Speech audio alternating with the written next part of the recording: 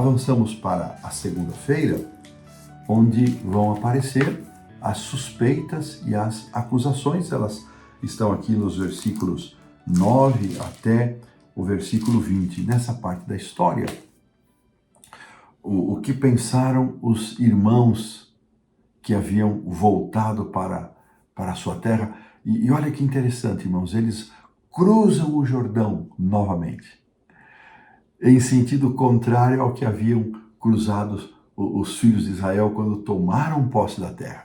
Eles cruzaram junto com aquele povo e os ajudaram a se instalar, eu mencionei, por 6 ou 7 anos, e agora eles fazem o sentido contrário. Possivelmente, eu não sei se eles passaram pelo mesmo lugar que haviam atravessado, possivelmente sim. Talvez eles tenham visto ali outra vez as pedras que foram colocadas e caiadas e escritas as recomendações de Moisés, viram ali o altar que Josué havia feito, as pedras ordenadas, mas o altar era posto com uma pedra representando cada tribo, e quem sabe ali, por ver isso, eles tiveram a ideia, vamos nós também fazer um altar para que no futuro os nossos filhos e os filhos dos nossos irmãos que estão do outro lado do Jordão não pensem que nós não somos do mesmo povo. Essa foi a intenção deles. Mas eles, para fazer isso, eles não consultaram o sumo sacerdote Eleazar, eles não consultaram a Josué, eles simplesmente fizeram. E voltando para os seus lares, diz aqui a narrativa, que os filhos de Israel ouviram a respeito deste altar. E sem saber, irmãos, sem buscar saber os motivos, as razões pelas quais os seus irmãos do outro lado do Jordão haviam construído esse altar, eles já se enfureceram e já queriam fazer guerra. Mas alguém teve a ideia de nomear uma expedição, um grupo, chefiado pelo filho de Eleazar, do sumo sacerdote Eleazar, Finéias, que seria o sumo sacerdote seguinte, e eles foram tirar satisfações com os nossos irmãos.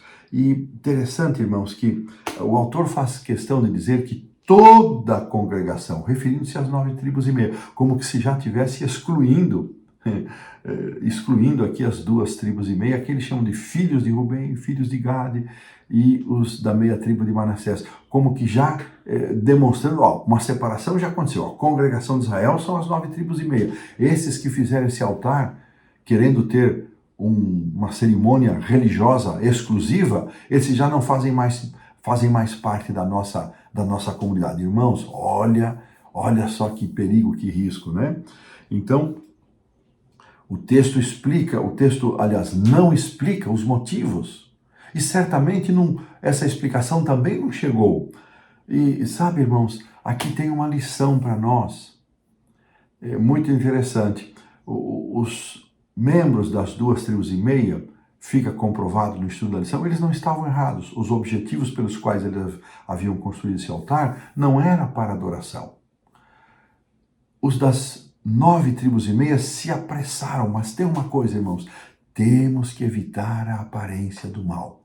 Não teria custado nada os líderes dizerem, Josué, Eleazar, Finéias, chamem aqui os cabeças das tribos, nós vamos fazer venham, participem conosco, nós vamos aqui construir um altar para que as gerações futuras, tanto as que estão de um lado quanto do outro do Jordão, jamais pensem que nós que ficamos deste lado não pertençamos à casa de Israel. Não teria custado eles fazerem isso. Irmãos, às vezes a aparência do mal ela é tão danosa quanto o próprio mal. Então, irmãos, cuidemos com a aparência do mal. Cuidemos para não dar a aparência do mal. Talvez esse seja um dos maiores desafios que nós temos como cristãos, é você agir de acordo com a sua consciência, de acordo com as suas convicções, não transgredindo nenhum procedimento da palavra, mas mesmo assim, como vivemos em comunidade, como vivemos em família, em grupo, nós precisamos sim dar satisfações, nós precisamos sim ter uma vida clara, de transparência. Não devemos ser guiados pelo que os outros pensam, não é isso? Esse é o outro extremo. Mas não custa dar um passo. porque vivemos em comunidade, somos uma família. Isso vale, irmãos, para muitas coisas, pequenos costumes. Eu não acho problema isso, não acho problema aquilo, mas tem um grupo que acha. E por amor desse grupo, nós nos abstemos de certas práticas, de certos costumes que vão escandalizar, que vão provocar maus sentimentos nos nossos irmãos. Olha, queridos, esse aqui é um desafio muito grande para nós como cristãos. Talvez um dos maiores que Paulo tratou dele com extensão, e eu não há tempo para isso, lá em Romanos capítulo 14. Então, voltando aqui ainda para finalizarmos, a confusão estava instalada.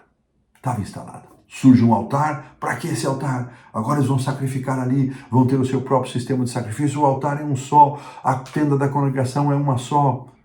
E então a confusão se armou, a confusão se formou, e esses representantes foram até eles, e antes que ver o que aconteceu nesse diálogo, pomos aqui um ponto final na lição da segunda-feira.